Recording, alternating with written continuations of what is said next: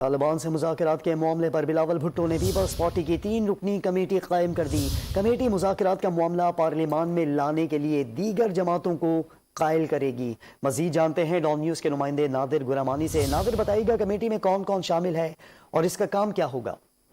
دیکھیں، جو حال ہی میں طالبان مذاکرات سے متعلق ایک پیش رفت سامنے آئی ہے، اسی معاملے پر گزشتہ روز زرداری ہاؤس اسلام آباد میں ایک اہم اجلاس ہوا تھا، اور اس اجلاس کے بعد آج پیپلز پارٹی نے 3 رکنی کمیٹی قائم کی ہے، اور اس کمیٹی میں جو شہری رحمان ہے سینیٹر، اور اس کے ساتھ ساتھ فرحت اللہ بابر اور قمر زمان قاہرہ، یہ کمیٹی میں شامل ہوں گے، اور اس کمیٹی کا یہ ٹاسک ہوگا کہ جو دیگر جماعتوں کے رہنما ہیں ان سے ملاقات کریں گے، اور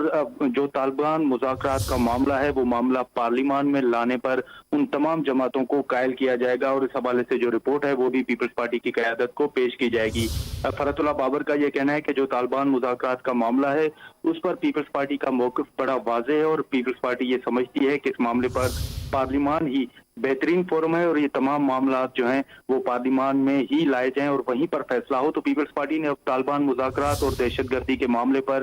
دیگر جماعتوں کو قائل کرنے اور معاملہ پارلیمان میں لانے کے لیے 3 رکنی کمیٹی قائم کر دی ہے۔ جی نادر، بہت شکریہ آپ کا۔